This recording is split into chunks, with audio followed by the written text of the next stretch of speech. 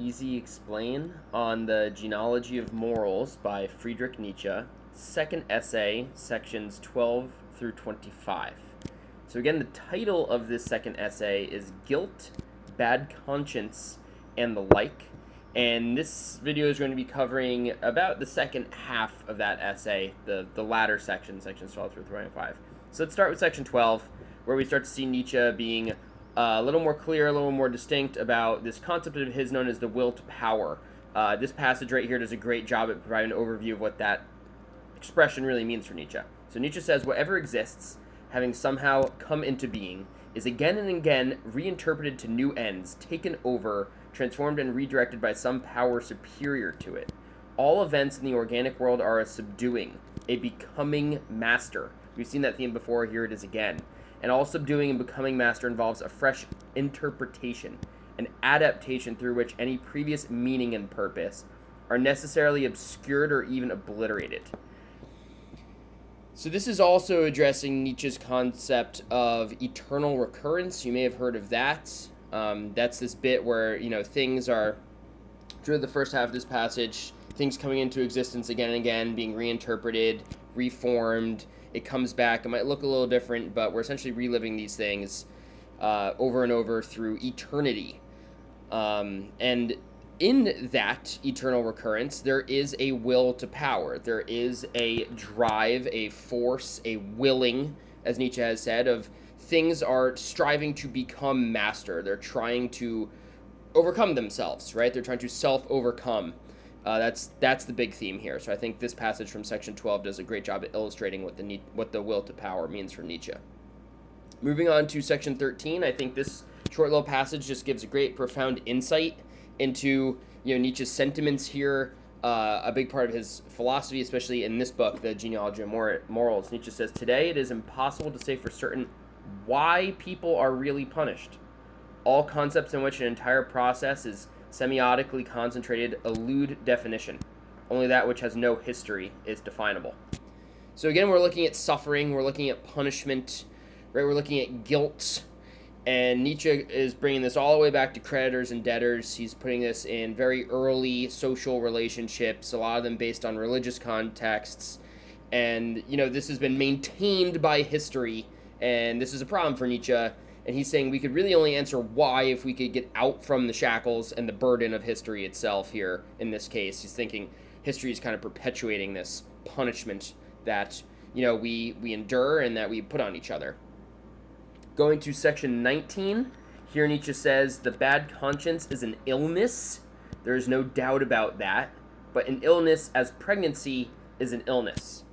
So this is Nietzsche's language. Definitely a lot up to interpretation and translation here. A pretty solid example of that in just a second if you peek below.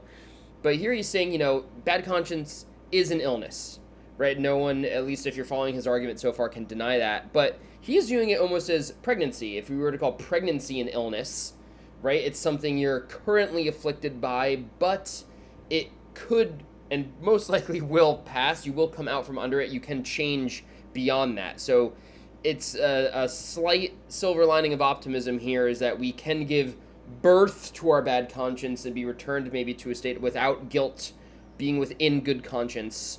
But that's going to take some work and some time.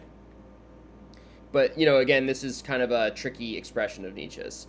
So looking at this interpretation and translation, that's always an issue with Nietzsche because of how he plays with language. Here in section 23, he's actually quoting a passage from the Odyssey that, he thinks is very fitting and he's getting some meaning and value from. And I just wanted to put in his interpretation and translation, which, I'm also, pulling from how Walter Kaufmann is translating what Nietzsche did in the German to English.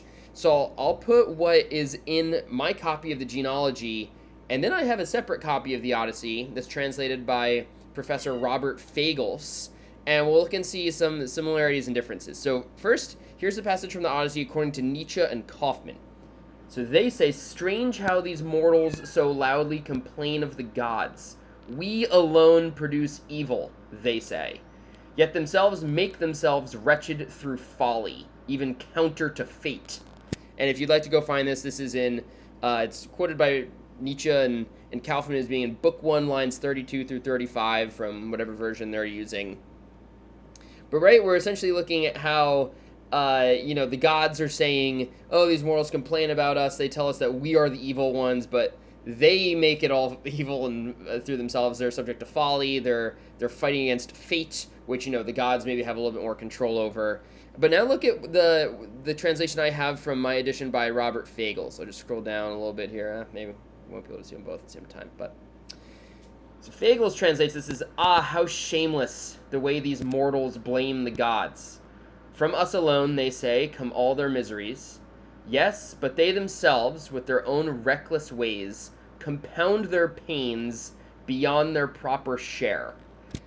So very different, right? Here in Fagel's translation, we're looking at shame as a key term there that Nietzsche and Kaufman weren't using. Same with misery, about humans being reckless, compounding pains, and that if only these things, from the God's perspective, everyone has their proper share of these things, but humans make it worse for themselves. So on that point, there's some similar themes, but I think looking at these two passages, we definitely see how things can be interpreted and translated for certain points, right? Definitely for certain leanings. I just think that was a great example to use from a text that's beyond just Nietzsche's words.